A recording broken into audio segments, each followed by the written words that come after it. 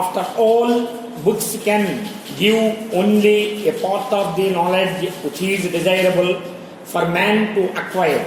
Far more than books, it is the experience, the contacts and the environments which go to constitute an individual's knowledge. Cinema can be a great help in acquiring knowledge from all these different sources, because it can extend to incredible limits the field of our visual and auditory expense. It is a truism that things which we see with our own eyes influence us far more than things which we hear from others. Things which we see on the screen may not be living as lasting an impression on us as things which we see in our actual life. But nevertheless, scenes of the screen are more effective than descriptions read in print or heard through ears. As for recreation, it is also of mankind. There is recreation which, besides being entertaining, is also educative. There can also be something which is recreative but morally injurious. I can't claim to have seen many films. Actually, I have not had many occasions to see them. But I am told that by many a friend that quite a number of our films belong to the latter category, and that far from being a genuine source of recreation or education, they only stimulate sensuousness. Such films have a particularly bad effect on younger minds. Maybe that such films are more popular than others. It is also possible that such films may be more paying.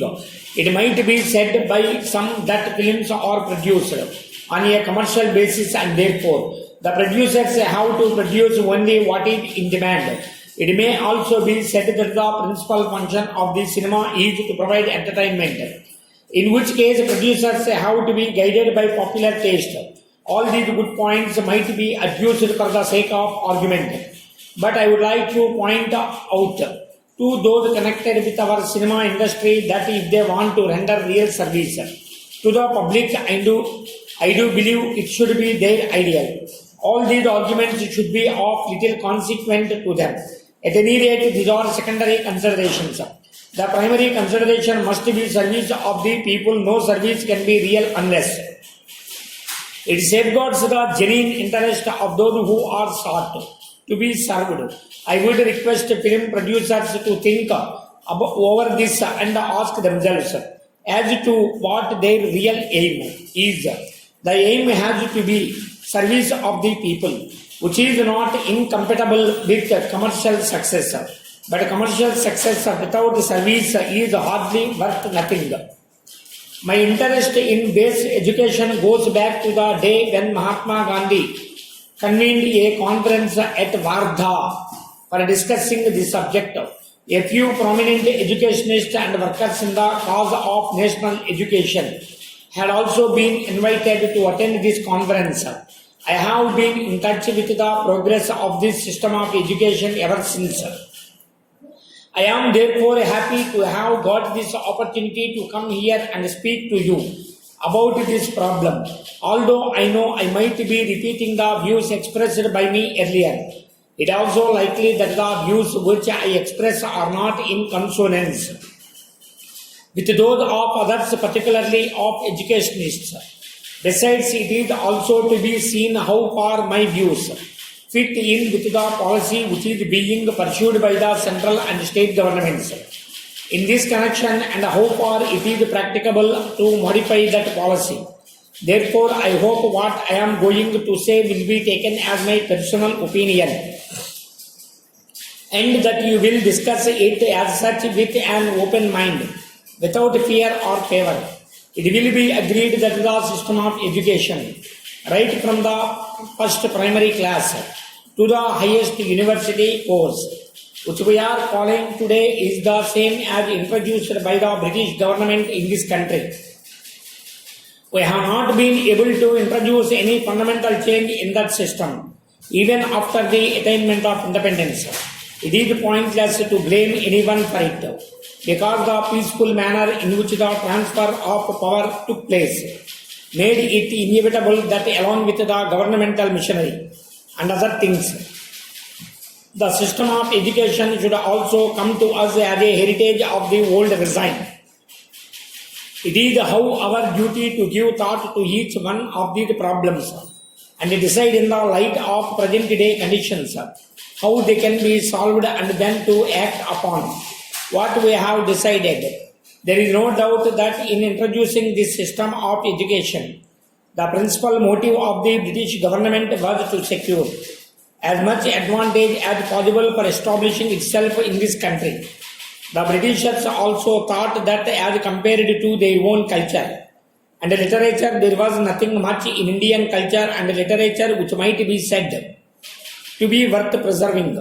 There is no doubt in course of time their views underwent some change. The progress of science in Europe meanwhile confirmed them in their view that scientific education could be imparted only through the medium of English.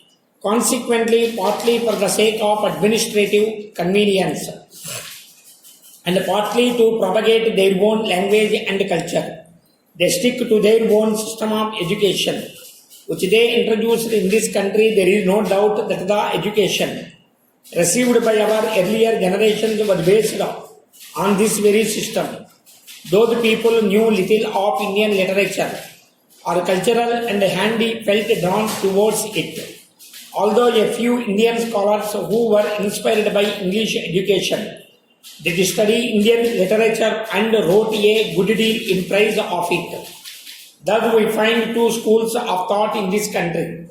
The followers of one school believe that our own language alone can be the medium of education, and until that is done, education is bound to remain confined to a small section of society and will never spread among the masses.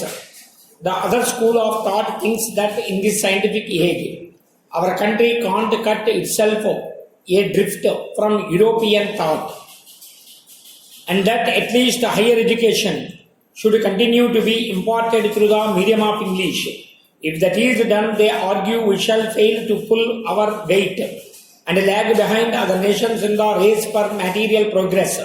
These views, as a matter of fact, apply not only the medium of instruction, but actually to those whole system of education.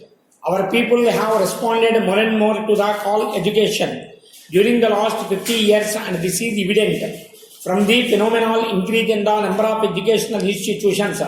In 1911-12, when Burma and Pakistan were also part of India, there were 186 universities and colleges in India, as compared with 537 in 1946-49. Though Burma and Pakistan had separated, leaving India smaller in area and population, it is clear from the figures that there is a widespread demand for educational facilities. This demand is no longer confined to towns alone, but is evident among people of the rural areas also. One result of this spread of education has been that many educated people find themselves unemployed. Government jobs and service in private undertakings offer limited openings. For the educated, only a small fraction of successful scholars can be absorbed in them. A large majority of the educated and averse to taking up their parental occupations. As a result of their education, they have lost the capacity to take up these occupations, and they are not equipped to follow any other either. Mahatma Gandhi, who had anticipated all this, thought that the system of education, which is so expensive, would not do if education was to be brought within the reach of every Indian, rich or poor. He therefore thought of a new system of education, which had come to be known as basic education, and which Indian and foreign educational experts have declared to be highly useful. According to Gandhiji, as far as I understood him, there are two basic merits in this new system. Firstly, education under this system is imparted not merely through books but through some kind of practical work, so that the knowledge which children acquire will not be the result of mere memorizing but of actual experience. He thought, and some of the leading educationists were at one with him, that knowledge acquired in this way created a degree of conscientiousness, efficiency, and a feeling of self-reliance, all of which would come handy to one when starting life.